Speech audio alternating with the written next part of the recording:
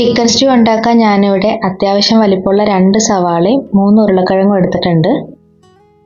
Stew ഉണ്ടാക്കാനായിട്ട് ഒത്തിരി പാത്രങ്ങളുടെ ആവശ്യമൊന്നുമില്ല. നമുക്ക് ഈ ഒരൊറ്റ കുക്കറിൽ തന്നെ സ്റ്റൂ ഉണ്ടാക്കിയെടുക്കാം. ആദ്യം ഒരല്പം വെളിച്ചെണ്ണ ഒഴിച്ചു കൊടുക്കാം. അതൊന്ന് ചൂടായി വരുമ്പോൾ ഒരു 5 ഗ്രാമ്പു, 2 കഷ്ണം ചെറിയ പട്ട, ഒരു 4 ഏലക്ക, അത് തൊലി കളഞ്ഞ് കുരു മാത്രമാണ് ഇട്ട് കൊടുത്തേക്കുന്നത്. അതൊന്ന് പൊട്ടി വരുമ്പോൾ നീളത്തിലരിഞ്ഞ സവാള ഒന്ന് ചേർത്ത് കൊടുക്കാം. ഇനി ഇത് ചെറുതായിട്ടൊന്ന് വഴറ്റി കൊടുക്കാം. ഒത്തിരി വഴണ്ട് വരണ്ട, ചെറുതായിട്ടൊന്ന് വഴറ്റി കൊടുത്താൽ മതി. സവാള ഒന്ന് വഴണ്ട് വരുമ്പോഴത്തേക്കും അതിനകത്തേക്ക് 4 കീറിയ 4 പച്ചമുളക്, ഒരു ചെറിയ കഷ്ണം ഇഞ്ചി ചെറുതായിട്ട് അരിഞ്ഞത്, ഒരു 7 അല്ലി വെളുത്തുള്ളി നീളത്തിൽ പൊളന്നത്, ഇത്രയും സാധനം ചേർത്ത് കൊടുത്തിട്ടുണ്ട്. അതും കൂടെ ചേർത്തൊന്ന് വഴറ്റി ആവശ്യത്തിന് ഉപ്പും കൂടെ ചേർത്ത് കൊടുക്കാം. ഇനി നല്ലപോലെ ഒന്ന് വഴറ്റി കൊടുത്തിട്ട് അതിനകത്തേക്ക് ഇനി ചിക്കൻ ചേർത്ത് കൊടുക്കാം. ഇത് ബോൺലെസ് ചിക്കനാണേ. ബോൺലെസ് ചിക്കനാണ് സാധാരണ സ്റ്റൂവിന് കൂടുതലായിട്ട് ഉപയോഗിക്കുന്നത്. ഇനി ഈ ചിക്കനും കൂടെ ചേർത്ത് സവാള ഒന്ന് ഇളക്കി കൊടുക്കാം.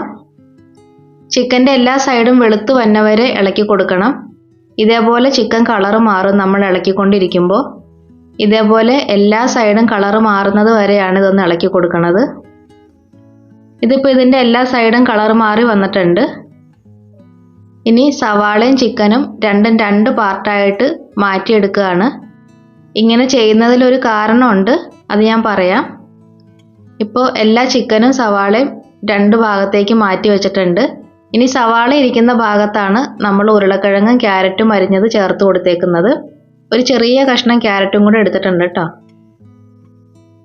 ഇനി ഇതൊന്ന് നികത്തി കൊടുക്കാം. ഇനി ഇതിലേക്ക് തേങ്ങയുടെ 2-ാം പാലാണ് ചേർത്ത് കൊടുക്കുന്നത്.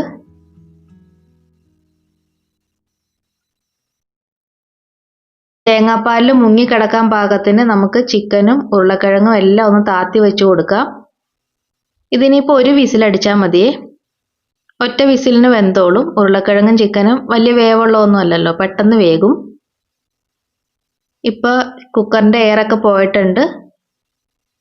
ഇനി ഒരു സ്മാഷർ വെച്ച് നമുക്ക് ഈ ഉരുളക്കിഴങ്ങൊന്ന് ഉടച്ചു കൊടുക്കാം.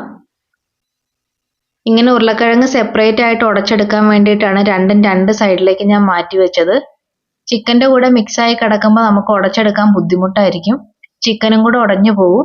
അതുകൊണ്ട് എപ്പോഴും ചിക്കൻ സ്റ്റൂ ഉണ്ടാക്കുമ്പോൾ ഇതേപോലെ 2 പാർട്ടായിട്ട് വേവിക്കുകയാണെങ്കിൽ നമുക്ക് ഉരുളക്കിഴങ്ങ് നല്ല രീതിയിൽ ഉടച്ചെടുക്കാൻ പറ്റും. ഇതേപോലത്തെ ഒരു സ്മാഷർ എല്ലാവർക്കും ഉള്ളത് നല്ലതാണ് കേട്ടോ. പെട്ടെന്ന് നമുക്ക് ഇതേപോലെ ഉടച്ചെടുക്കേണ്ട സാധനങ്ങളൊക്കെ ഒന്ന് ഉടച്ചെടുക്കാം. ഇനി ഇത് രണ്ടും കൂടെ ചേർത്തൊന്ന് മിക്സ് ചെയ്ത് കൊടുക്കാം. ഇനി ഇതിനകത്തേക്ക് ചേർത്ത് കൊടുക്കുന്നത് കാഷ്യൂനട്ടിൻ്റെ പേസ്റ്റാണ്. കാഷ്യൂനട്ട് അരച്ചതും കൂടെ ചേർത്ത് കൊടുത്ത് നന്നായിട്ടൊന്ന് ഇളക്കി കൊടുക്കാം. ഇനി ഒന്ന് തിളയ്ക്കട്ടെ. ഇത് തിളച്ച് വരുമ്പോൾ ഇതിനകത്തേക്ക് ഒരല്പം കുരുമുളക് പൊടി, ഒരല്പമായിട്ടല്ല, ഇത്തിരി കൂടുതൽ തന്നെ ചേർക്കണം. കുരുമുളക് പൊടി ഇത്തിരി കൂടുതൽ ചേർത്ത് കൊടുത്തിട്ടുണ്ട്.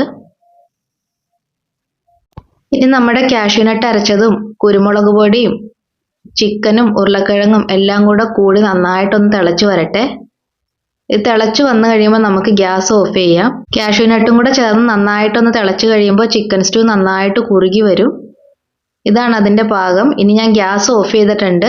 ഗ്യാസ് ഓഫ് ചെയ്ത് കൊടുത്തിട്ട് വേണം നമ്മൾ 1-ാം പാല് ചേർത്ത് കൊടുക്കാനായിട്ട്. ഇനി 1-ാം പാല് ചേർത്ത് നന്നായിട്ടൊന്ന് ഇളക്കി യോജിപ്പിച്ച് കൊടുക്കാം. ഇനി ഇതിൻ്റെ ഏറ്റവും പ്രധാനപ്പെട്ട ഭാഗമാണ് ഇനി വരാൻ പോണത്. ഒരു ചീനച്ചട്ടി അടുപ്പത്ത് വെച്ചിട്ടുണ്ട്.